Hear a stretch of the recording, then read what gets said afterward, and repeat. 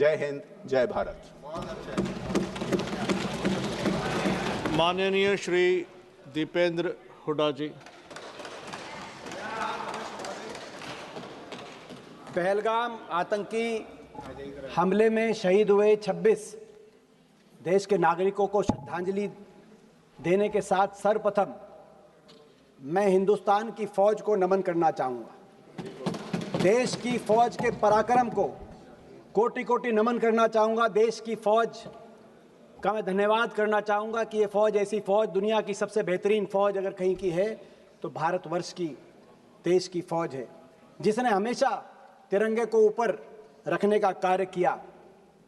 और देश की फौज का पराक्रम कोई चर्चा का विषय भी नहीं। बार बार सत्ता पक्ष की तरफ से देश की फौज के पराक्रम को लेकर बात कही जा रही है, इसमें हम सब शामिल हैं। आप प्रस्ताव लाइए, देश की फौज के पराक्रम को नमन करने का प्रस्ताव लाइए, हम आपका साथ देंगे। नहीं तो हम प्रस्ताव ला रखते हैं, आप हमारा साथ दीजिए। ये चर्चा का विषय नहीं है। चर्चा का विषय यह है कि फौज ने तो अपना काम किया, लेकिन क्या सत्ता पक्ष में बैठे हुए नेताओं ने अपना काम किया कि नहीं किया, यह चर्चा का विषय है।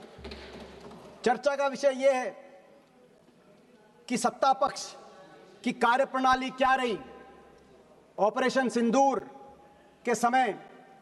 और हमारा देश लोकतंत्र है, विपक्ष की जिम्मेदारी है, यदि सत्ता पक्ष अपनी जिम्मेदारी में कहीं कमी छोड़ता है तो विपक्ष की जिम्मेदारी है उस कमी को, उस खामी को देश के जनता के सामने रखे। ये हमारी जिम्मेदारी है इस प्रजातंत्र में। विपक्ष ने अपनी जिम्मेदारी उस समय निभाई जब पहलगाम पे आतंकी हमला हुआ, और हमने कहा कि हम आपके साथ हैं।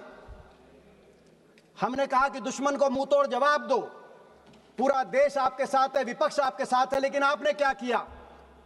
आपने सर्वदलीय बैठक रखी, लेकिन सर्वदलीय बैठकों में प्रधानमंत्री जी नहीं शामिल हो पाए। उनकी व्यवस्था दिखाई गई। अगर उन दिनों में उनकी व्यवस्था थी तो दिन बदले जा सकते थे, और अगर दिन में व्यवस्था थी तो रात के 12 बजे भी अगर आप सर्वदलीय बैठक रहते तो हमारे नेता, देश के विपक्ष के नेता सब आने के लिए तैयार थे। दुनिया में एक शक्ति प्रदर्शित होती भारत के लोकतंत्र की कि सब एक हैं, लेकिन आपने वो मौका चूक गए आप। उसके बाद बहरहाल ऑपरेशन सिंदूर में हमारी फौज ने अपना पराक्रम दिखाया, अपना लोहा मनवाया। और एक ऐसा समय आया 9 तारीख के बाद जब दुनिया ये मानने लगी कि हिंदुस्तान की फौज का अपर हैंड है, हम एडवांटेजियस पोजीशन में हैं, हम दुश्मन के गले के नजदीक हैं। लेकिन फिर 10 तारीख को यकायक सीज फायर। देश की भावना थी कि पाकिस्तान को मुंह तोड़ जवाब दिया जाए, निर्णायक जवाब दिया जाए, जैसा 1971 में पाकिस्तान के 2 टुकड़े करके दिखाया था हमारी देश की फौज ने। तत्कालीन प्रधानमंत्री जी इंदिरा जी के समय पाकिस्तान को ऐसा जवाब दिया जाए। आप बार बार बोलते थे पाकिस्तान ऑक्यूपाइड कश्मीर की बात बोलते थे, अब आगे किस मुंह से आप पाकिस्तान ऑक्यूपाइड कश्मीर की बात रखेंगे देश के सामने? आपके सभी वक्तव्यों में कहा गया है कि पाकिस्तान घुटनों पे था। आप ही कह रहे हैं अगर पाकिस्तान घुटनों पे था तो सीज फायर जिसको आपने स्वीकृति दी, और आप कह रहे हैं कि हमने सीज फायर को माना, अगर पाकिस्तान घुटनों में था तो सीज फायर की क्या जस्टिफिकेशन है? मगर दुख तो तब हुआ, देश के दिल में दुख हुआ कि देश की जो भावनाएं थी उन भावनाओं पे विराम, युद्ध विराम, पाकिस्तान की ईंट से ईंट बजाने की भावनाओं पे विराम अमेरिका की एक ट्वीट ने आपके युद्ध विराम की घोषणा से पहले की। उसके बारे में मैं आऊंगा, लेकिन ये सीज फायर की क्या शर्तें थी देश के सामने आपको रखना चाहिए। मगर इन शर्तों के साथ साथ युद्ध विराम से पहले भी एक रणनीतिक चूक हुई। आज राजनाथ सिंह जी कह रहे थे कि कांग्रेस के समय यह रणनीतिक चूक हुई पाकिस्तान को लेकर। सबसे बड़ी रणनीतिक भूल उस समय हुई, आदरणीय विदेश मंत्री जी बैठे जब इन्होंने टेलीफोन करके कहा कि हम केवल आतंकी ठिकानों को निशाने पे ले रहे हैं, मगर हम किसी मिलिट्री या सिविलियन ठिकानों को निशाने पे नहीं ले रहे। जब ये कहा, आपने स्वीकार किया एक तरीके से क्लीन चिट दी पाकिस्तान की आर्मी और सरकार को, और अलग अलग दृष्टि से आपने देखा पाकिस्तान, जबकि आपके सारे ही स्पीकर्स कह रहे हैं, मान रहे हैं, और देश मानता है, दुनिया को पता है कि पाकिस्तान की सरकार, पाकिस्तान की आर्मी और इन आतंकियों में कोई भेद नहीं किया जा सकता। ये एक हैं, मगर आपने स्वयं टेलीफोन करके अलग अलग दृष्टि से देखने का काम किया कि केवल हम आतंकी ठिकानों को, ये जो रणनीतिक भूल हुई है इतिहास में हमेशा, ये बात पाकिस्तान को एक आपने मौका दिया ये कहने के लिए। विदेश मंत्रालय की क्या भूमिका रहती है देश में? विदेश मंत्री का काम कोई स्कूल, कॉलेज या सड़क बनाना नहीं होता। विदेश मंत्रालय का काम होता है दुनिया में अपने दोस्त मुल्कों की संख्या को बढ़ाना। विदेश मंत्रालय की और विदेश नीति की आपकी सच्चाई 11 साल की तब सामने आई जब ये टकराव की स्थिति पैदा हुई। कितने देश आपके साथ आके खड़े हुए और कितने देशों ने खुल के पाकिस्तान का साथ दिया, दुनिया ने देखा। और ये बात कबूलनामा अभी मेरे मित्र जय पांडा भी कह रहे थे कि देशों की तरफ से पढ़ रहे थे कि उस देश ने आतंकी हमला का निंदा करी और उस देश ने निंदा करी। मैं पूछना चाहता हूं, एक देश का नाम बताओ जिसने आतंकी हमले की निंदा भी करी और यह भी कहा कि पाकिस्तान इसके पीछे है और हम पाकिस्तान की भी निंदा करते हैं। एक देश ने पाकिस्तान की निंदा नहीं करी। और दूसरी तरफ पाकिस्तान के साथ देने वालों की देशों में चीन, टर्की, अजरबैजान, मलेशिया जैसे देशों की, और आपके साथ एक ने भी बयान नहीं दिया। और ये बात आपको भी पता है, 11 साल की आपकी विदेश नीति, दुनिया में जो भ्रमण प्रधानमंत्री जी ने किया, विदेश मंत्री जी आपने किया, बाकी अधिकारियों ने किया, उसका सच तब सामने आया जब इस घटना के बाद आपको सांसदों पर अपना विश्वास व्यक्त करते हुए सांसदों के प्रतिनिधित्व मंडल भेजने पड़े। 11 साल से आप क्या कर रहे थे दुनिया में के चप्पे चप्पे में घूम के, जब आपको सांसदों पे आना पड़ा। दुख इस बात का, और आपकी विदेश नीति की दूसरी बड़ी कमी, बहुराष्ट्रीय संस्थाओं ने उस एक महीने में जिस तरीके से पाकिस्तान का साथ दिया और आप उसको रोकने में असफल साबित हुए। जिस तरीके से आईएमएफ ने 1 बिलियन का लोन, जब टकराव चल रहा था, शायद दुनिया के इतिहास में पहली बार हुआ होगा, आईएमएफ ने $1 बिलियन का लोन सैंक्शन किया, जिसका विरोध भी आपने किया, लेकिन आपके विरोध को आईएमएफ ने नहीं सुना।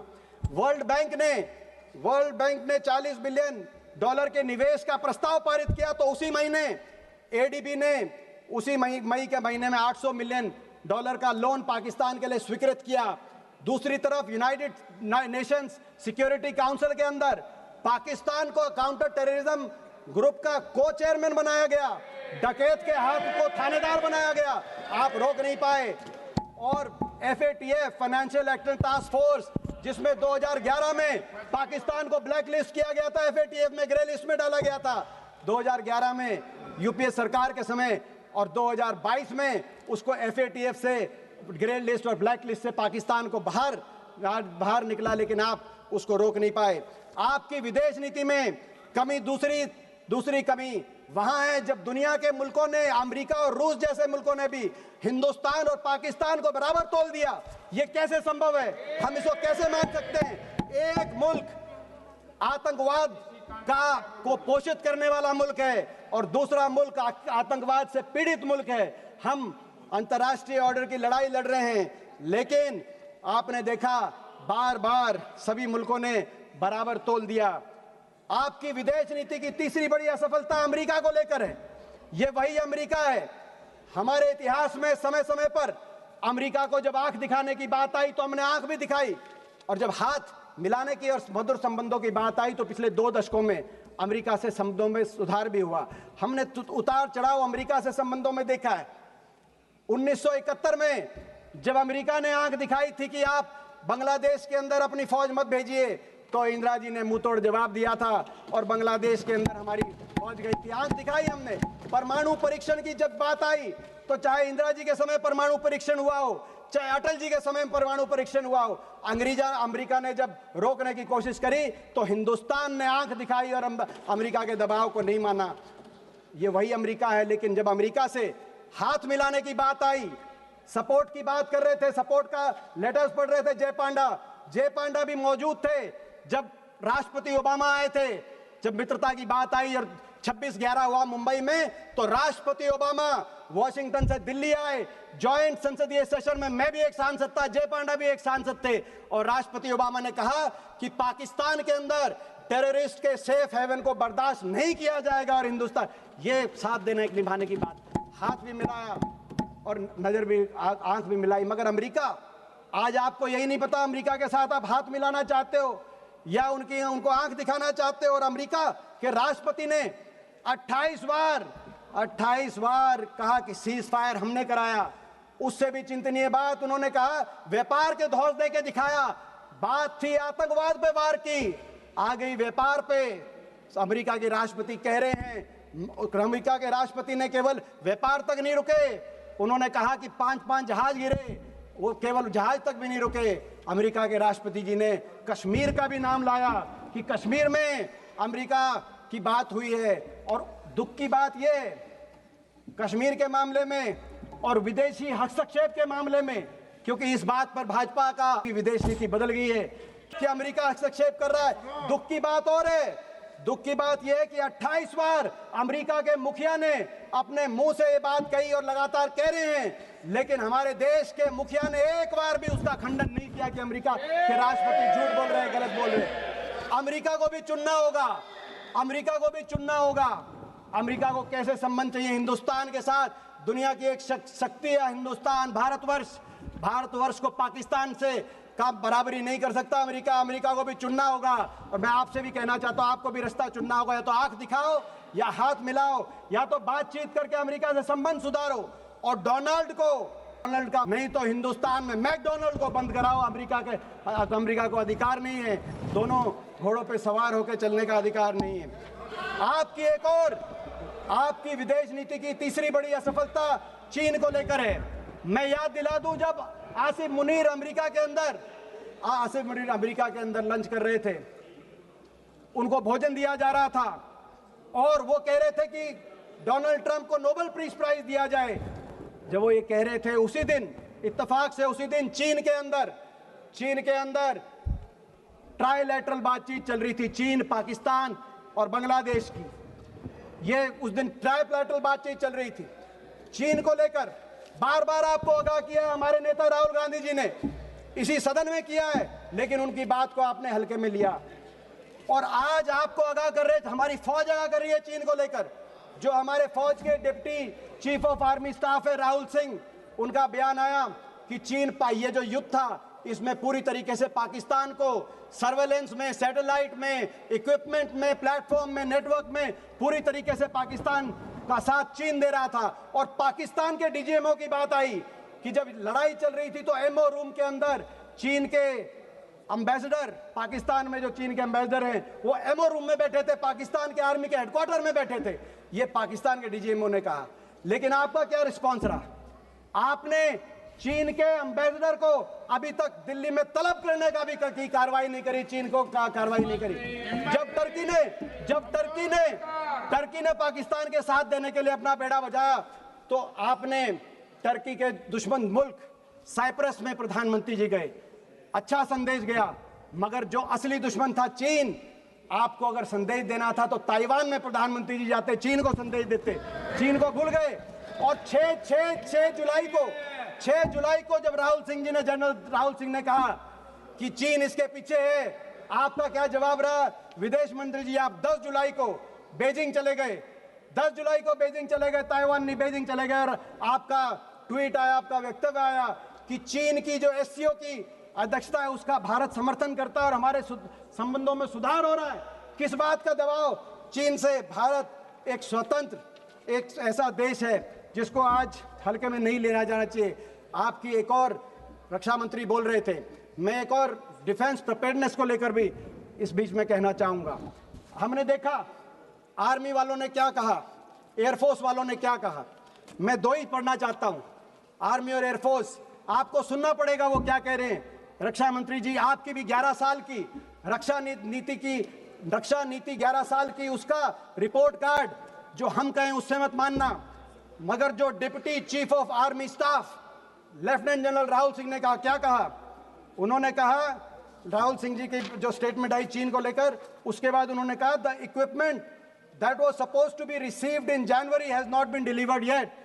We still depend on a lot of things from outside, and if all that equipment was made available, the story may have been little different. ये उन्होंने कहा। और हमारे एयर मार्शल अमरप्रीत सिंह, जिन पे हमें गर्व है, उन्होंने क्या कहा? उन्होंने कहा, एयर मार्शल ने, हमने नहीं, उन्होंने कहा, not a single project that I can think of has been completed on time. Why should we promise something which cannot be achieved? Hooda ji, air force कह रही है, आर्मी कह रही है, और स्टैंडिंग कमेटी।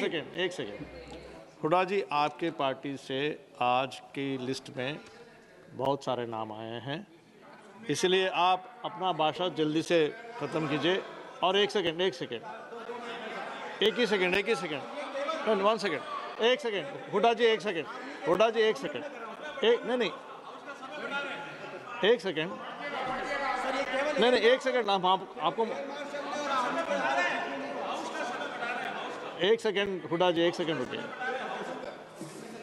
यदि सभा की सहमति हो तो सभा की कार्यवाही आज रात 12 बजे तक बढ़ा जाएगा।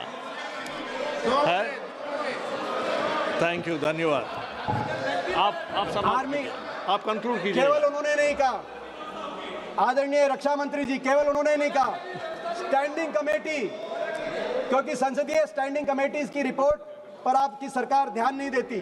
2018 की रिपोर्ट, 2023 की रिपोर्ट क्या कह रही थी आपको? आप लगातार रक्षा बजट को घटा रहे हैं, जो सही नहीं है, और रक्षा बजट को बढ़ाइए। इन 11 वर्षों में रक्षा budget as a percentage of GDP और एज अ परसेंटेज ऑफ हमारा जो budget as a percentage of GDP, इन 11 वर्षों में रक्षा बजट 2.5% से घटकर 1.9% पे आप लेके आए। और ये जो रक्षा बजट एज अ जीडीपी के प्रतिशत में, ये रक्षा बजट 1962 के युद्ध के बाद सबसे नीचे स्तर पर आप लेके आए। और स्टैंडिंग कमेटीज आपको कह रही थी कि ये सही नहीं है।